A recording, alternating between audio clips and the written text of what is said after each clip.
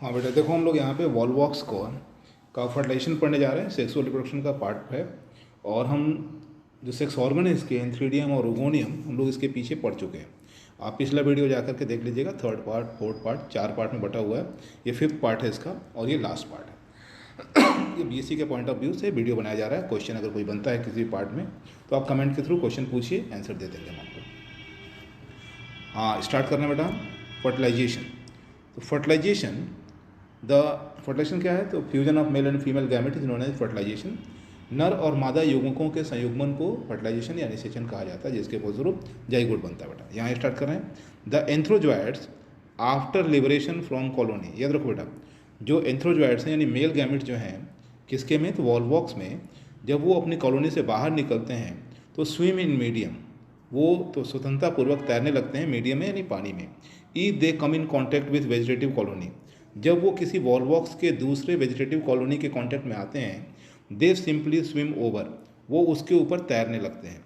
But when they come in contact with female colony, परंतु जब वो फीमेल कॉलोनी के कॉन्टैक्ट में आते हैं, दे गेट अटैच, वो उससे चिपक जाते हैं ऑन द सरफेस, ठीक है, कॉलोनी के सतह पे चिपक जाते हैं।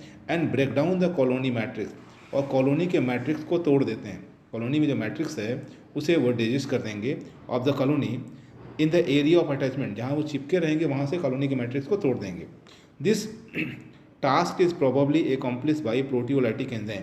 ये जो काम है यानी कॉलोनी के मैट्रिक्स को तोड़ने वाला जो काम है वो प्रोटीन पाचक एंजाइम द्वारा पूर्ण होता है। प्रोटीन पाचक एंजाइम द्वारा पूर्ण होता है। The enzyme secreted by antherozoid bundle. याद रखो बेटा, ये जो एंजाइम है वो एंथ्रोजॉइड के बंडल द्वारा निकलता है। When antherozoids are in bundle, the bundles break down the antherozoids are liberated. याद रखो, जब ये एंथ्रोजॉइड्स बंडल में होते हैं तो बंडल के टूटने से ये एंथ्रोजॉइड स्वतंत्र हो जाते हैं। इन द जेलेटिनस मैट्रिक्स, आगे, of hollow cavity of female, कोई बात नहीं। One antherozoid fuse with egg. देखो ढेर सारे एंथ्रोजॉइड्स रिलीज होते हैं, इसमें से एक एंथ्रोजॉइड्स अंडे के साथ जुड़कर उसे जाइगोट में बदल देता है। एक एंथ्रोजॉइड्स अंडे के साथ जुड़कर उसे जाइगोट में बदल देता है।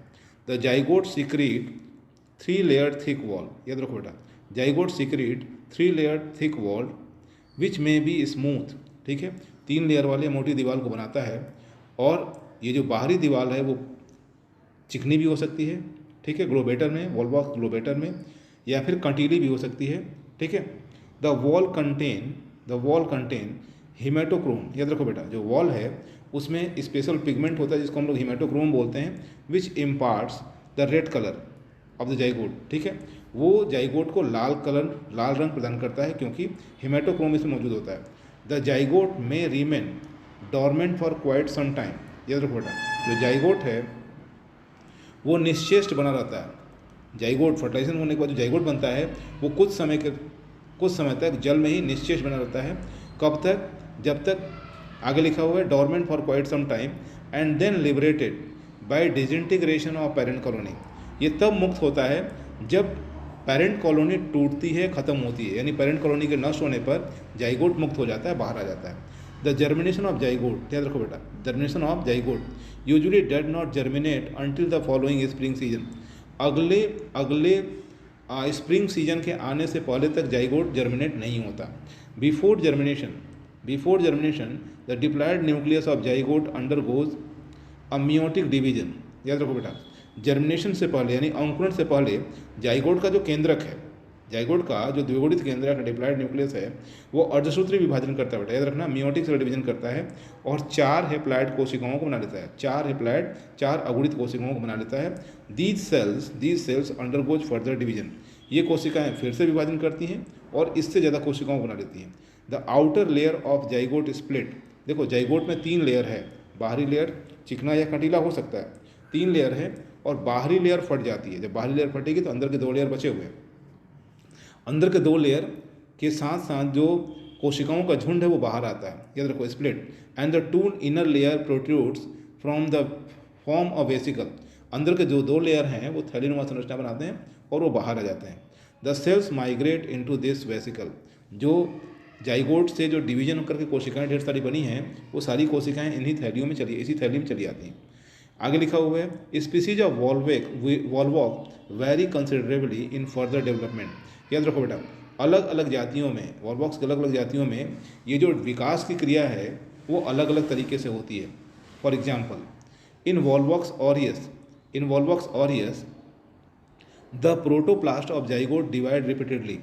जो जाइगोट का प्रोटोप्लास्ट यानी जीवद्रव्य है वो बार बार विभाजन करता है and form a new colony, और एक नई कॉलोनी बना लेता है। द सीक्वेंस ऑफ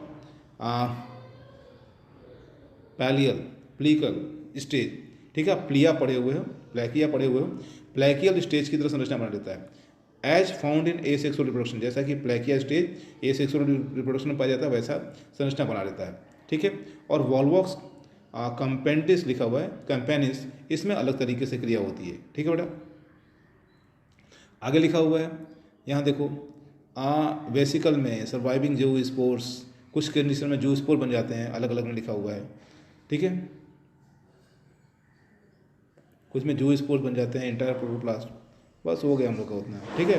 वो डेवलप होता है, कॉलोनी बाहर निकलती है टूटने से, और यहाँ लिख रखा है वो बाहर निकलती है और नए वॉलवॉक्स की कॉलोनी बना देती है। ये सब आप रीडिंग कर सकते हो इस पॉज करके, ठीक है।